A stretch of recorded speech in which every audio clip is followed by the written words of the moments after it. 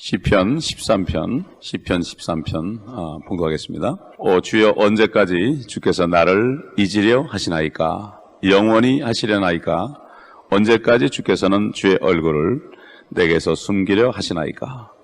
언제까지 내가 내 혼과 의논해야 하며 날마다 내 마음에 슬픔을 지녀야 하리까? 언제까지 내 원수가 나를 누르고 의기양양하겠나이까? 주 나의 하나님이여 내게 유념하시고 말을 들어주소서. 나의 눈을 밝히셔서 나로 죽음의 잠을 자지 않게 하소서. 내 원수로 내가 그를 이겼노라 하지 않게 하시며 내가 흔들릴 때에 나를 괴롭히는 자들로 기뻐하지 않게 하소서. 그러나 내가 주의 자비를 신뢰하였사오니 내 마음이 주의 구원을 기뻐하리이다. 내가 주를 찬송하려니 이는 주께서 나를 후대하셨기 때문이니이다. 아멘. 참 기도하고 간구하는 것들 받지 못해서 주님의 음성을 듣지 못하고 주님의 얼굴을 뵙지 못해서 고통받는 성도들의 기도를 할 수 있습니다. 다윗도 그랬고 우리 주님도 그랬고 옛날 선지자들도 그랬고 특별히 욥이라는 사람, 그 욥이라는 사람은 어째 주의 얼굴을 숨기시고 나를 주의 원수로 여기나이까 이렇게 기도했습니다.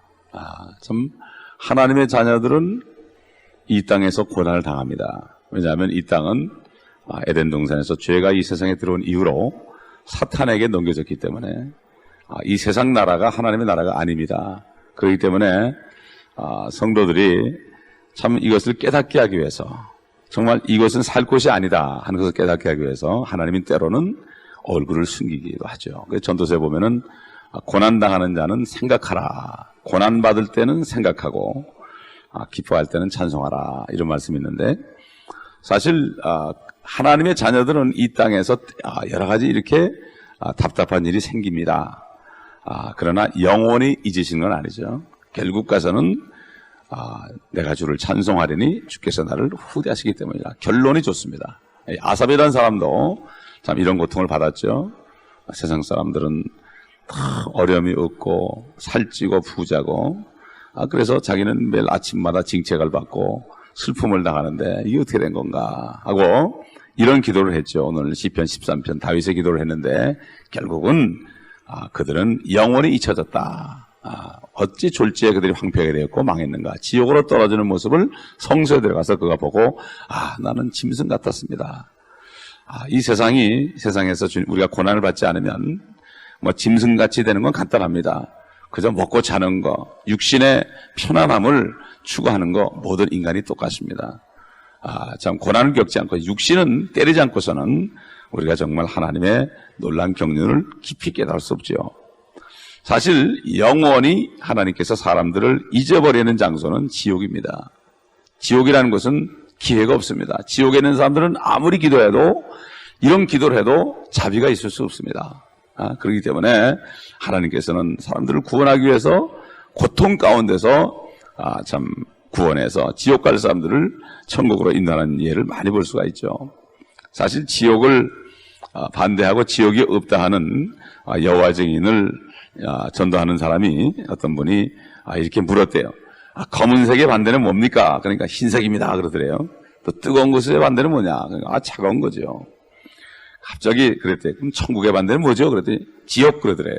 지옥이 없다고 배워서 떠들었는데 속에서 자기 양심에서는 천국의 반대가 뭐죠? 그러니까 그들이 말하는 무덤이나 뭐 수월이나 하데스 그러지 않고 지옥하고 그냥 나오더라는 거예요. 예? 그렇기 때문에 참 이만큼 지옥이라는 것이 있다는 것을 양심에서 벌써 나오는 거죠.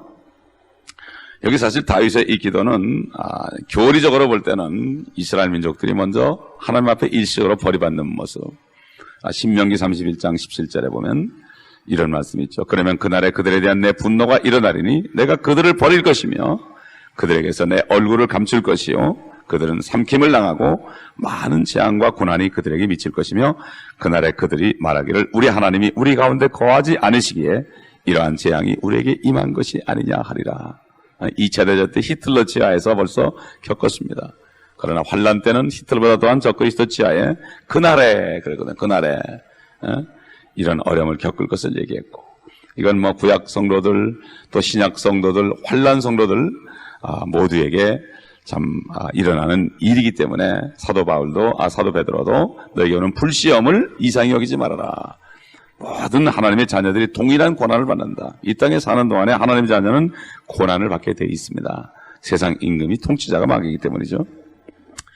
그렇기 때문에 지금도 오늘날도 지금 이 시점에도 참 하나님의 자녀들 날마다 슬픔을 지니고 사는 사람 많습니다. 불치병에 걸려서 참 우리 교회도 있지만 어떤 사람은 척추병 때문에 끊임없이 고통받는 사람, 신경통 때문에 끊임없이 고통받는 사람, 평생 그 뇌성마비 걸린 아이들을 돌보느라고 고통받는 부모, 특히 어머니들, 또 양로병원에서 그냥 누워서 이리저리 들이지덕하면서 막 그냥 욕창이 나고 평생을 일어나지 못하는 사람, 참 우리 권사님처럼 참 파킨슨병에 걸려서 점점 몸이 굳어가면서 일어나지도 못하고 제대로 먹지도 못하고 말도 못하는 사람, 참 평생을 한 번도 일어나지 못하고 휠체어에 있는 사람, 손발이 잘리고 정말 이 땅에서 소망 없이 보이는 사람, 이런 사람들이 많이 있습니다. 또 그런가 하면은 참 사도 바울이 자기 민족들이 예수를 믿지 않기 때문에 마음에 슬픔이 가득 찬 것처럼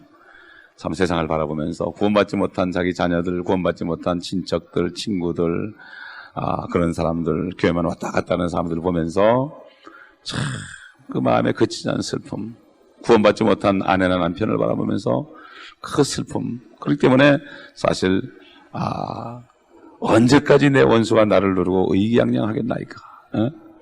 참 그래서 예수님은 슬픔의 사람이요 즐거워에 익숙한 사람이라고 했습니다.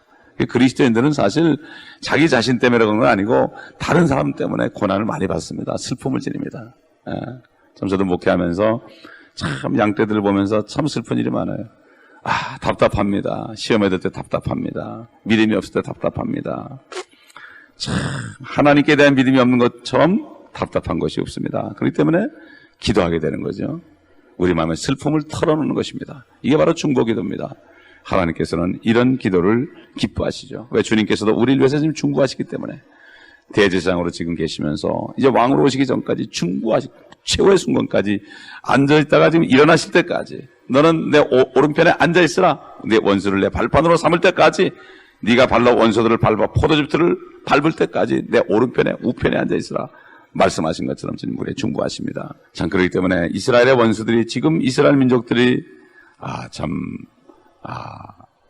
내가 이기겠다 이렇게 하면서 계속 지금 고통을 줬고 지금 신약 성도들에게도 마찬가지고 그래서 지금 다윗은 나의 눈을 밝히셔서 고난받을 때 가장 중요한 것이 영적으로 잠을 자는 거죠. 눈이 감겨지면 안 되죠. 아무리 고통받아도 영적으로는 살아있어야 되죠. 이런 기도를 했습니다. 바로 우리가 이런 기도는 해야 될 거죠. 어려움이 있을 때마다 내 눈을 밝혀달라. 내가 사망의 잠을 자지 않게 하소서. 그리고 원수가 나를 이겼노라 하지 않게 하소서. 이렇게 얘기했죠. 그래서 예레미야 33장 24절에 보면 이 백성이 주께서 택하신 두 족속을 버리셨다고 말했던 것을 네가 생각하지 않느냐. 그들이 내 백성을 그처럼 멸시하였으니 그들이 다시는 내 백성 앞에 한 민족이 되지 못하리라. 하나님께서는 이스라엘 민족을 괴롭히는 민족들을 다 멸했습니다. 마찬가지죠. 지금도 그리스도인들을 괴롭히는 분들은 다 심판을 받죠, 나중에. 그래서 사도 바울도 이 이스라엘 민족들을 보면서 참 이방인 그리스도인들에게 권면했죠. 유대인들이 끝이 난 것이 아니다. 형제들아, 너희가 스스로 지혜 있는 채 하지 않기 위하여 이 신비를 너희가 모르기를 원치 아니하노니 이는 이방인들의 충만함이 차기까지는 이스라엘의 일부가 완고하게 된 것이라. 참 그 마음에 슬픔이 있습니다. 옛날 모세도 참 백성들을 권하기 위해서 내 이름을 참 하늘의 책에서 지워버릴지라도 저들을 구해달라는 기도했죠. 바울도 마찬가지죠. 자, 하여튼 그렇기 때문에 참 우리는 고난 받을 때 주님을 의지하고 기도해야 될 때죠. 그래서 바울과 실라가 감옥에 갇혔을 때 기도했습니다. 또 찬송했습니다. 그럴 때 주님이 후대하셨습니다. 지진을 일으켜서 결국 간수가 무릎을 꿇고 구원받는 역사가 있었습니다. 결국 하나님의 자녀들은 고난을 받지만 결국은 하나님의 자비하심으로 후대하심으로 찬송한다. 평생 고난을 받을지라도 주님 오실 때 올라가면서 찬송할 것이다. 갈 곳이 있다. 기약이 있고 소망이 있다. 문이 활짝 열려 있다는 얘기죠. 좀 시편의 지금 1편부터 41편까지는 주제가 내가 주의 자비를 신뢰하겠다. 주님의 자비 신뢰, 믿을 곳이 있는 것이 얼마나, 세상 말에도 비빌 언덕이 있는 거, 이게 얼마나 축복입니까? 아무리 어려워도 비빌 때가 있으면 되는 거거든요. 그러나 하나님께서는 때로는 얼굴을 감추심으로 내 혼과 의지하고 정말 천상천하 하나밖에 없다. 누가 얘기할 것도 없고 털어놓을 것이 없는 정도로 깊이 생각하게 한 다음에 은혜를 부어주셔서 이 은혜를 다른 사람에게 전하게 합니다. 바로 하나님이 얼굴을 가리게 되면은 이것이 바로 지옥이거든요. 그렇기 때문에 많은 사람들을 위해서 불쌍한 마음으로 기도하고, 참 저들이 하나님이 없는데 몰라서 그렇지 죽기 전에 이제 그걸 깨달을 텐데 미리 깨닫게 해주기 위해서 복음을 전하게 되는 거죠. 참 이 시편 13편은 참 모든 성도들의 대표적인 기도라고 할 수가 있습니다. 그러나 우리에게는 결국은 결론이 참 내가 주의 집에 영원히 거하리로다, 시편 23편처럼 영원한 기약이 있다는 게 얼마나 축복입니까? 그럴 때 바로 주님 안에만의 기쁨이 있고 참 평안이 있고 피난처가 된다고 오늘 찬송에서도 이런 찬송을 우리가 불렀습니다. 기도하겠습니다. 아버지 감사합니다. 7번 넘어져도 8번 일어나게 하시며 사방에 우겨싸움을 당하도 우리가 절대로 쓰러지지 않게 하시고 결국 마침내 주의 품에 안기는 축복을 주시는 것을 다시 한번 깨닫게 하시니 감사를 드립니다. 우리 성도들 고난 가운데 있을지라도 이러한 축복 속에서 주님만을 의지하고 주님의 자비를 기다리며 위로받으며 평안 속에서 아버지 하나님 살아갈 수 있도록 도와주옵소서. 지금 몸이 아픈 가운데 또 여러 가지 배우자가 구원받지 못한 가운데 자녀 문제 또 여러 가지 경제적인 문제로 고통받는 성도들이 있습니다. 그러나 주님께서는 마침내 자비로 후대하실 줄 믿습니다. 특별히 이 시간 기도하는 것은 우리 허명순 집사님 어머니 최길래 어머님 기억하여 주옵소서. 지금 이제 거의 암이 다 퍼져서 육신은 죽어가지만 정신은 말짱하다 합니다.